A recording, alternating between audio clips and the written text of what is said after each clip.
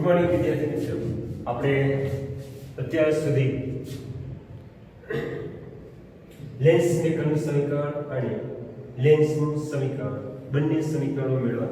Lens મેકરનું સમીકરણ 1/f બરાબર into minus n1 upon n1 into 1/r1 minus 1/r2 એ સમીકરણ જે લેન્સનું સમીકરણ એટલે કે -1/u plus 1/v is equal to 1/f જે અહિંસાના સમીકરણ જેવું જ છે, પરંતુ અહિંસામાં બધી ભૌતિક રાશિઓ ધન આવે છે, એટલે કે 1/u ધન પ્લસ 1/v પણ ધન ઇઝ ઇક્વલ ટુ 1/f પણ ધન.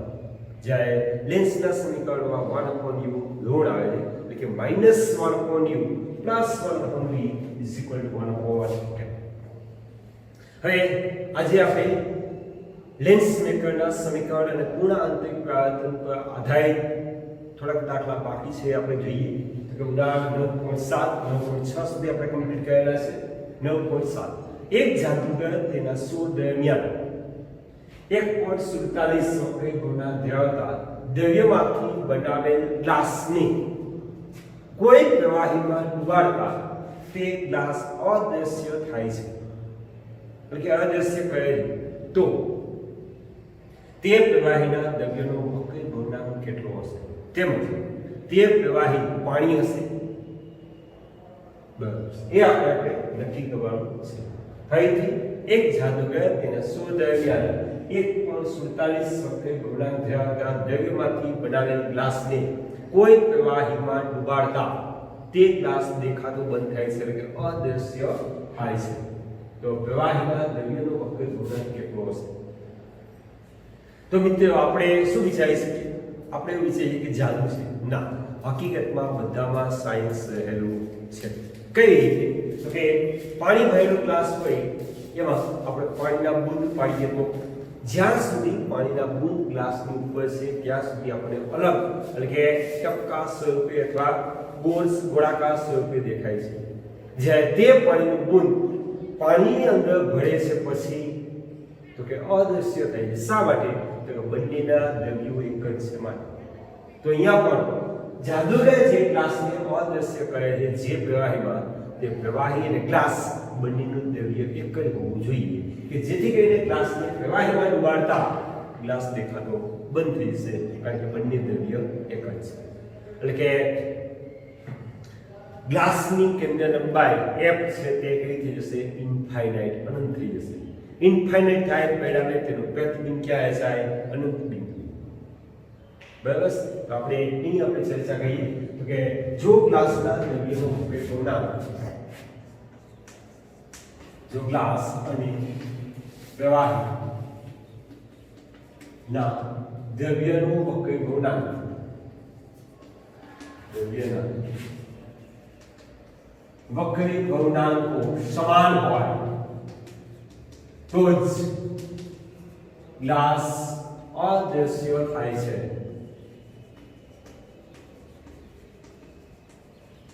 આથી n2 બરાબર n1 બરાબર 1.47. હવે લેન્સ મેકર્સ ના સમીકરણ 1/f બરાબર into minus n1 upon n1 1/r1 minus 1/r2 per v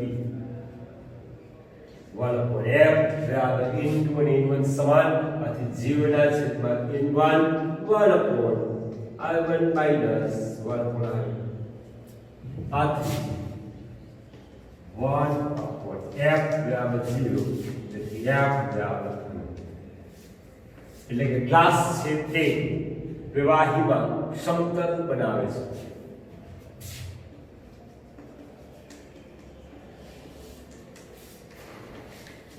પ્રવાહીમાં સમતલ તરીકે વર્તે છે. આથી પ્રવાહીનો વક્ર ગુણાંક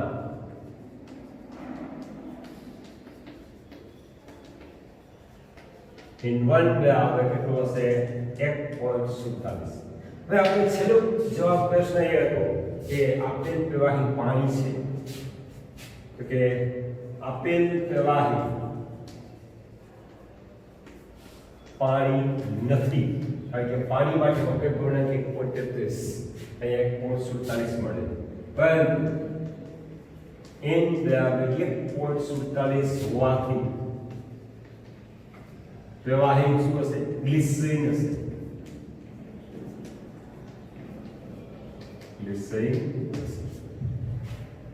તો આ થયો આપણો જવાબ કે આપેલ પ્રવાહી પાણી નથી પણ કેવું હશે? ગ્લિસરીન હશે. અને તેનો મુખ્ય ગુણાંક એ જે ગ્લાસ અથવા ગ્લાસ જે દ્રવ્યમાંથી કે ગ્લાસ છે તે પણ ગ્લિસરીનનો જ બનેલો હશે. પરિણામે ગ્લિસરીન દ્રવ્યમાં ગ્લાસની ડુબાડતા જે સતત તરીકે વધે આથી તે અદ્રશ્ય થાય છે. બરાબર. હવે આના પછી 9.8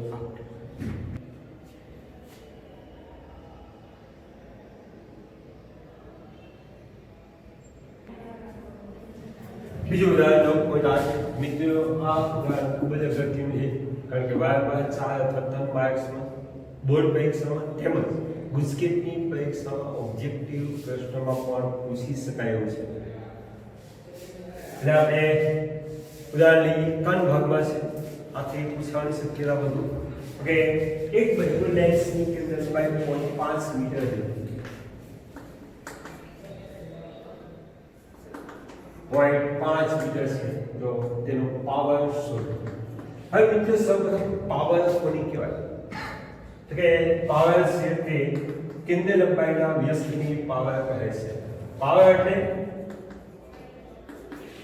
લેન્સ પર આપાત થતા પ્રકાશને કેન્દ્રિત અથવા વિકેન્દ્રિત કરવાની લેન્સની ક્ષમતા ને પાવર તરીકે ઓળખવામાં આવે છે.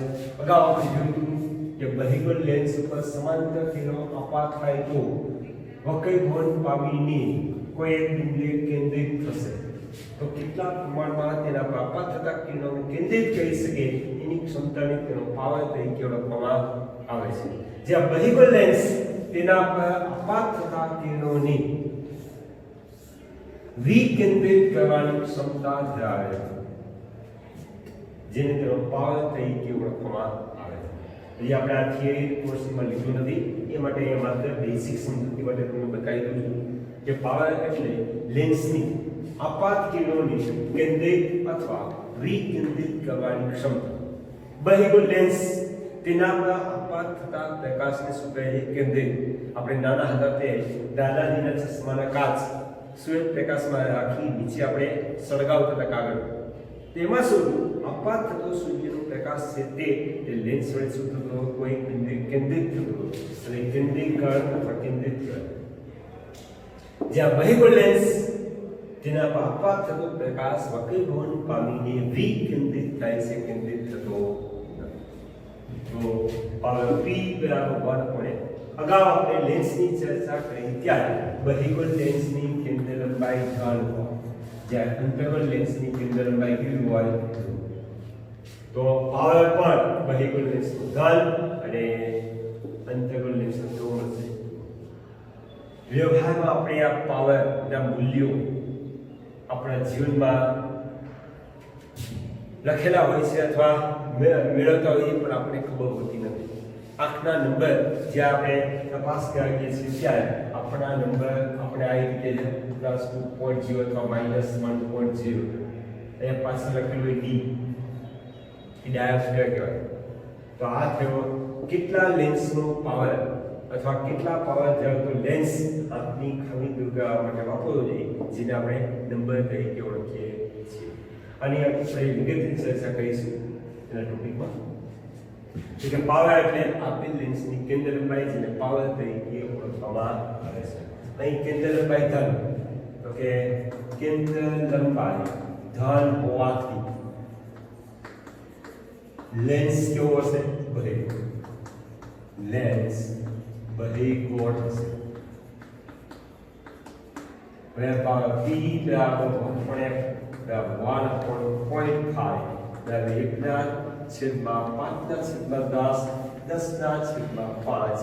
એટલે 2 મીટર ઇન્ટુ અથવા 2 ડાયોપ્ટર તરીકે ઓળખવામાં આવે છે. +2 ડાયોપ્ટર. આ થયો લેન્સનો પાવર. હવે બીજું છે એક બહિર્ગોળ લેન્સની બંને બાજુની વક્રતા ત્રિજ્યાઓ અનુક્રમે 10 અને 15 સેન્ટીમીટર આપેલી છે. તો કે વક્રતા ત્રિજ્યા R1 બરાબર 10 સેન્ટીમીટર, બીજી સાઈડની વક્રતા ત્રિજ્યા 15 સેન્ટીમીટર આપેલી છે. જો આ લેન્સની કેન્દ્ર લંબાઈ f બરાબર 12 સેન્ટીમીટર હોય તો લેન્સના દ્રવ્યનો વક્રી ગુણાંક શોધો. લેન્સના દ્રવ્યનો વક્રી ગુણાંક આપણે શોધવાનો. તો કઈ રીતે આપણે મેળવી શકાય? કઈ રીતે ત્યાં તો કે એક લેન્સની બંને બાજુની કેન્દ્ર લંબાઈઓ 10 સેન્ટીમીટર અને 15 સેન્ટીમીટર આપેલી છે. હવે કેન્દ્ર લંબાઈ f 12 સેન્ટીમીટર હોય તો તેનો પાવર તેનું વક્ર ગુણાંક શું? તો આના માટે આપણે લેન્સ મેકરનું સમીકરણ લેન્સ મેકર્સ ના સમીકરણ 1/f બરાબર into minus n1 upon n1 1 upon I1 minus 1 upon I. આ સૂત્રનો પ્રયોગ કરીશું. કઈ તો કે આપેલ લેન્સ માટે સૌપ્રથમ તો પહેલા જોઈ લો કઈ વક્રતા ત્રિજ્યા ધન અને કઈ ઋણ લેવાની બેમાંથી. તો કે લેન્સની સપાટી એક, આ લેન્સની સપાટી બી, અને આપણે ગોળો કમ્પ્લીટ કરીએ કામ થશે. આનો ગોળો આ રીતે કમ્પ્લીટ થશે. તો પ્રથમ સપાટીનું વક્રતા કેન્દ્ર C1, આ ઓપ્ટિકલ સેન્ટર આ થશે R1 અને આ બાજુનું વક્રતા કેન્દ્ર C2, પરિણામે આ અંતર O3 C2 આપણું શું થશે R2. હવે લેન્સના કિસ્સામાં બધા જ અંતરો ઓપ્ટિકલ કેન્દ્રથી માપવામાં આવે છે. હવે અપાત પ્રકાશની દિશા આ છે, પરિણામે R1 ધન R2 ઋણ થશે. આથી R1 10 સેન્ટીમીટર R2 માઈનસ.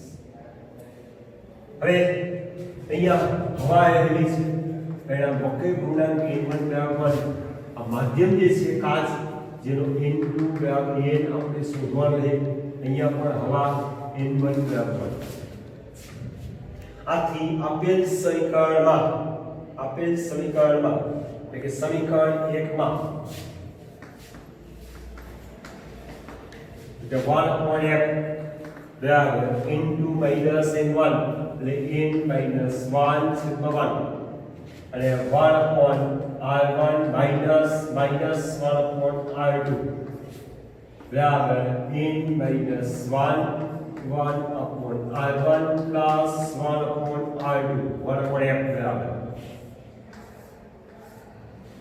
આથી 1/f 1/12 n minus 1 1/10 વત્તા 1/15 n minus 1 લસા 150 and 15 plus 10 એટલે n minus 1 25 150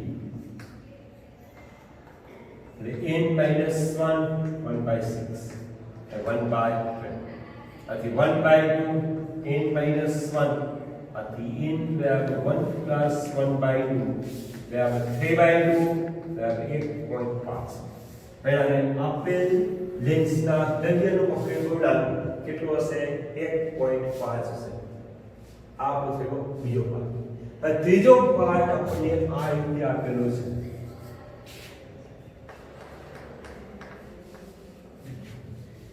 કે બહિર્ગોળ લેન્સનું હવામાં કેન્દ્ર લંબાઈ, બહિર્ગોળ લેન્સ હવામાં કેન્દ્ર લંબાઈ f in a medium 20 centimetre આપેલી છે. હવે આ લેન્સને પાણીમાં ડુબાડવામાં આવે તો તેની કેન્દ્ર લંબાઈ શું? પાણીમાં કેન્દ્ર લંબાઈ f w આપણે શોધવાની છે. હવાનો વક્ર ગુણાંક Na1 લેન્સના દ્રવ્યનો વક્ર પૂર્ણાંક અથવા કાચ માટે Ng 1.5 અને પાણી માટે વક્ર પૂર્ણાંક Nw 1.33 આપેલ છે। હજુ આ બીજો ભાગ અને ત્રીજા ભાગમાં ફેર છે। બીજા ભાગમાં તમને શું આપેલું હતું? વક્ર પૂર્ણાંક આપેલું હતા, બંને વક્ર સપાટીની ત્રિજ્યા આપેલી હતી। અહીંયા એક જ લેન્સ છે, જુદા જુદા માધ્યમમાં આપીએ છીએ, બધા જ માધ્યમોનો વક્ર પૂર્ણાંક આપેલો છે, પણ વક્રતા ત્રિજ્યા આપેલી નથી। અહીંયા આપણે કેન્દ્ર લંબાઈ શોધવાની છે। તો કઈ રીતે મળે? તો કે જ્યાં હવામાં વાપરીએ ત્યારે હવા કાચમાં લેન્સ મેકરનું સમીકરણ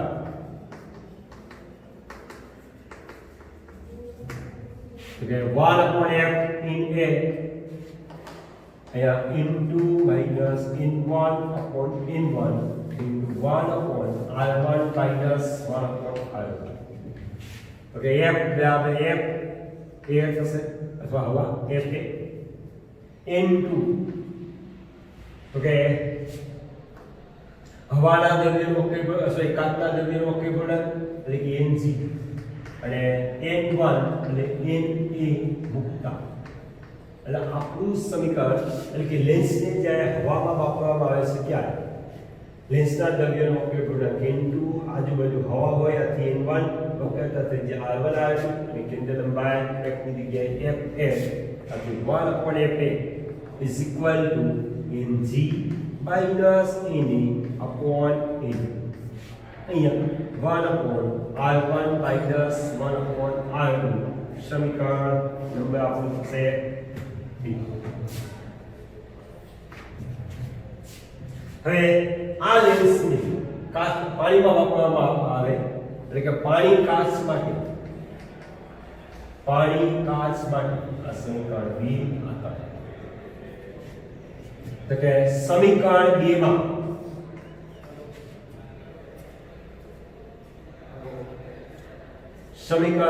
માં આપણે n2 બરાબર પેલા તો f બરાબર fw લીધી પાણીમાં, પછી બીજું n2 તો કે કાચનું દ્રવ્ય અથવા લેન્સનું દ્રવ્ય અને n1 જે માધ્યમમાં આપણે લેન્સ વાપરીએ છીએ અહીંયા પાણીનું માધ્યમ છે એટલે કે nw લેતા। તો હવે આપણું સમીકરણ 2 કઈ રીતે થશે? તો કે f ના છેદમાં fw બરાબર Ng minus nw upon nw 1/r1 minus 1/r2 સમીકરણ 4। હવે જો r1 r2 ની કિંમત આપેલ નથી, આથી સમીકરણ 3 અને 4 પરથી સીધું શોધી શકાતું નથી। બે પદ્ધતિ છે। એક સમીકરણ 1 માં f a n g n ની કિંમત મૂકી 1/r1 minus 1/r2 ની કિંમત મળી, એ જે કિંમત મળે તે સમીકરણ 4 માં મૂકો એટલે 1/fw એટલે કે fw મળશે। બીજી પદ્ધતિ કે સમીકરણ 3 અને 4 નો ગુણોત્તર લેતા સમીકરણ 3 અને 4 નો ગુણોત્તર લેતા તો હવે આપણું શું થશે કે 1/f છેદમાં 1/fw બરાબર સમીકરણ 3 ની જમણી બાજુ Ng minus na upon n અને સમીકરણ 4 ની જમણી બાજુ પ્રથમ ઉલટાઈને એક લઈ જશે એટલે કે nw upon Ng minus nw જ્યારે 1/r1 minus 1/r2 બંનેમાં કેન્સલ થઈ જશે। હવે ડાબી બાજુ fw upon fa બરાબર Ng minus na upon n into nw upon Ng minus nw આથી fw upon fa બરાબર 1.5 ઓછા 1 છેદમાં 1.33 અહીંયા Ng 1.5 ઓછા 1.33 એફ ની કિંમત તમને આપેલી છે 20 સેન્ટીમીટર. આથી બધી જ કિંમતો મૂકતા અને સાદો વખતા FW 78.2 સેન્ટીમીટર મળે છે. એટલે કે જે લેન્સની હવામાં કેન્દ્ર લંબાઈ 20 સેન્ટીમીટર હતી તેને પાણીમાં વાળતા તેની કેન્દ્ર લંબાઈમાં શું થાય છે? વધારો થાય છે. એટલે કે 78.2 સેન્ટીમીટર તેની કેન્દ્ર લંબાઈ થાય છે. એટલે ઘણી વખત આ ન્યુમેરિકલ પર એક માર્કનો હેતુલક્ષી પ્રશ્ન પણ પૂછી શકાય કે હવામાં બહિર્ગોળ લેન્સની કેન્દ્ર લંબાઈ 20 સેન્ટીમીટર છે. આ બહિર્ગોળ લેન્સને 1.5 સેન્ટીમીટર વક્ર પૂર્ણાંક ધરાવતા પાણીમાં મૂકતા તેની કેન્દ્ર લંબાઈ વધે, ઘટે, અચળીય કે શૂન્ય થશે. તો કે કેન્દ્ર લંબાઈ વધે. અથવા એમ પણ પૂછાય કે કેન્દ્ર લંબાઈ શું પાણી FW 78.2 સેન્ટીમીટર જવાબ મળે. મિત્રો આ પછીનો દાખલો છે 4 માર્ક્સ માટે. થોડું વિચારો, બહુ સહેલો છે પણ પરીક્ષામાં આપણે લખી શકતા નથી. ઓકે,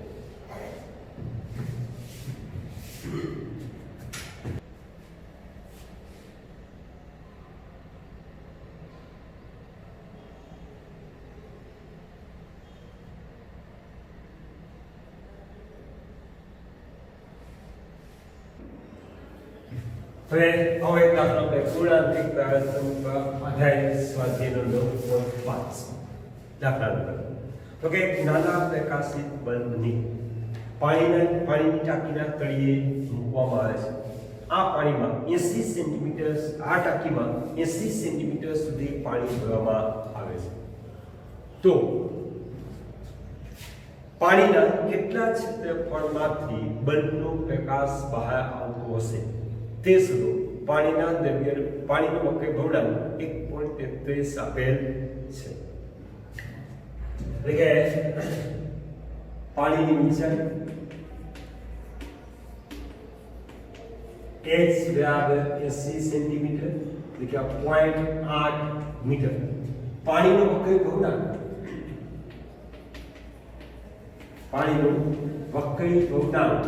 n બરાબર 1.33 આપેલ છે. તો સપાટીનું ક્ષેત્રફળ કે જેમાંથી પ્રકાશ બહાર આવે છે તે આપણે શોધવાનું છે. તો કે સમજવા માટે આપણે પહેલા એક આકૃતિ દોરી લઈએ કે આપણે આ દાખલો શું કહેવા માંગે છે. તો કે પાણીની ટાંકી છે જેમાં 80 સેન્ટીમીટર સુધી પાણી ભરેલ છે.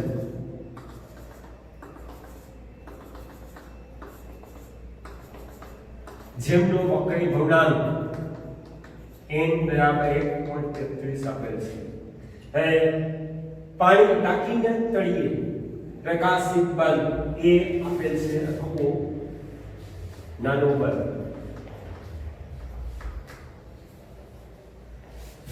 હવે પૂર્ણાંકિક પ્રયાસનો ઉપયોગ ક્યાં થશે કે બલ્બમાંથી નીકળતા પ્રકાશના કિરણો પાણીના માધ્યમમાંથી અહીંયા હવાના માધ્યમમાં દાખલ થાય છે. જેના માટે હવા માટે વક્ર પૂર્ણાંક n રાખવાનો. પરિણામે ઘટમાંથી પાતળા માધ્યમમાં જાય ત્યારે લંબથી દૂર તરફ જાય છે. આપણે બે પ્રકાશના કિરણો લઈએ, OA અને OB. હવે આ કિરણો જાય આપાત કોણ થશે.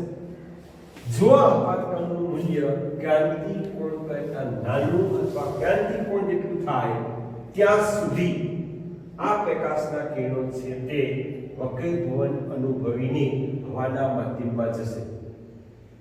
જ્યારે I IC એટલે કે આપાત કોણનું મૂલ્ય ક્રાંતિ કોણ કરતા વધી જાય ત્યારે આ પ્રકાશના કિરણો તે જ માધ્યમમાં શું કરશે?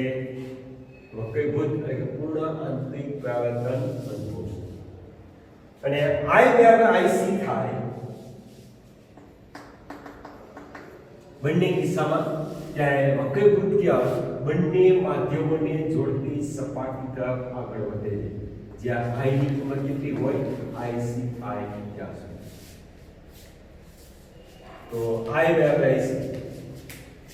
તો તે વખતે આ સપાટીનું ક્ષેત્રફળ આપણે શોધવાનું છે.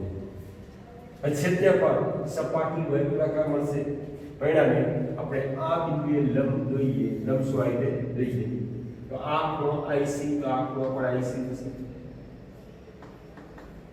આ શું થશે ઓડેસ પોઈન્ટ એટલે એ ઓડેસ ત્રિજ્યા થશે r તો કે જો આપાત કોણનું મૂલ્ય I greater than I sky तो प्रकाशना किरणों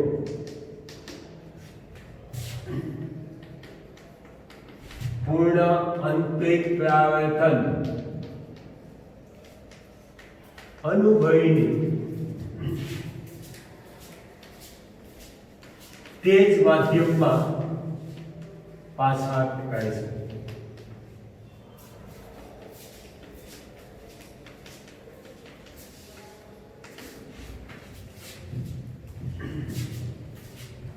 હવે આકૃતિમાં કાટકોણ ત્રિકોણ આપણે લઈએ ODS A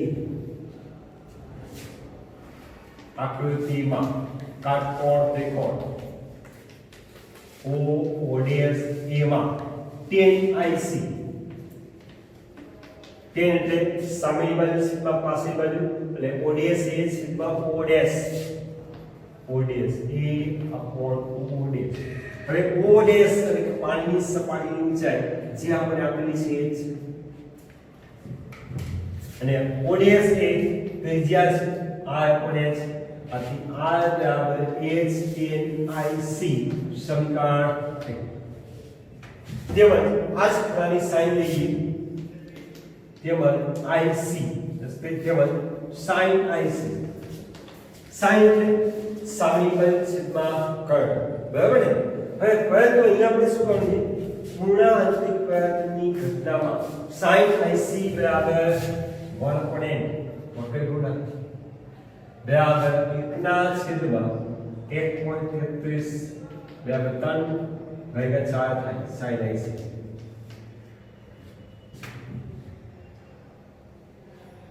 sin IC હવે આવ આપણે જોઈએ sin IC બરાબર 3/2 હવે આકૃતિમાં sin IC બરાબર શું r કોણ કર્ણ તો સામેની બાજુ સિગ્મા કર્ણ કાલા પરથી આપણે કાટકોણ ત્રિકોણ બનાવી શકાય જોઈએ આ ખૂણો IC હોય તેની સામેની બાજુ 3 કર્ણની કિંમત કેટલી થશે 4 તો આવો આપણો કાટકોણ ત્રિકોણ થશે એટલે કે સમીકરણ એટલે સૌપ્રથમ વક્ર ગુણાંક પરથી sin IC ની કિંમત મેળવો અને ત્રિકોણમિતિય વિધેય sin IC બરાબર સામેની બાજુ સિગ્મા કર્ણ તો અહીંયા અંશ છે તે સામેની બાજુ બતાવશે છેદ છે કર્ણ બતાવશે તો આપણે કાટકોણ ત્રિકોણ લઈએ તો સામેની બાજુ 3 અને કર્ણ કેટલો મળે 4 હવે આ બાજુ આપણે શોધી શકાય આ કેટલી થશે √7 પાયથાગોરસના નિયમ અને cosine બરાબર cos IC બરાબર પાસેની બાજુ સિગ્મા કર્ણ √7 બાય આથી tan IC બરાબર sin IC છેદમાં cos IC sin IC 3/4 cos IC પાસેની બાજુ સિગ્મા કર્ણ 7/4 અને √7/2 એટલે 3/7 3/7 હવે જે ક્ષેત્રફળમાંથી પ્રકાશ આવે છે બહાર આવે છે એટલે કે પ્રકાશ બહાર આવતું હોય તે સપાટીનું ક્ષેત્રફળ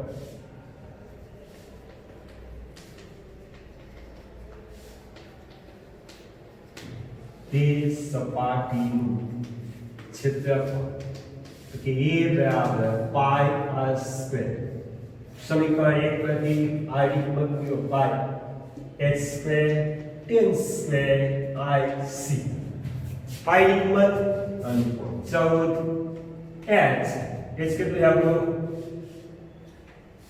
0.8 એનો વર્ગ અને tan સ્ક્વેર IC 10 IC એટલે 3/√7 એનો વર્ગ. એટલે આ બધાની કિંમત મૂકીએ અને ક્ષેત્રફળ એ બરાબર 2.58 મીટર સ્ક્વેર લગભગ 2.6 મીટર સ્ક્વેર મળે. તો જે પાણીની સપાટીમાંથી બહાર નીકળતા પ્રકાશ તે ભાગનું ક્ષેત્રફળ છે, એટલે કે પ્રકાશ છે તે આટલી ક્ષેત્રફળ ધરાવતી સપાટીમાંથી બહાર આવતો પૂર્ણાંક ની કન્ડિશન કરી અને તેના પરથી 10 IC પર ત્રિજ્યા શોધી અને ત્રિજ્યા મળી ગયા બાદ હવે આપણે 10 IC ની કિંમત મેળવવી પડશે. તો કે IC આપણે નથી આપી sin IC બરાબર 1/n, તો sin ની કિંમત મળી ગઈ અને તેના પરથી પાયથાગોરસનો પ્રમેય અને ત્રિકોણ બનાવી અને cos IC અને તેના પરથી 10 IC બરાબર sin upon cos મૂકીને કિંમત મેળવી શકાય. આથી a બરાબર pi r સ્ક્વેર કે pi a square tan square IC બધાની કિંમત મૂકો એટલે બહાર નીકળતા પ્રકાશની સપાટીનું ક્ષેત્રફળ a બરાબર 2.6 મીટર સ્ક્વેર મળે. એ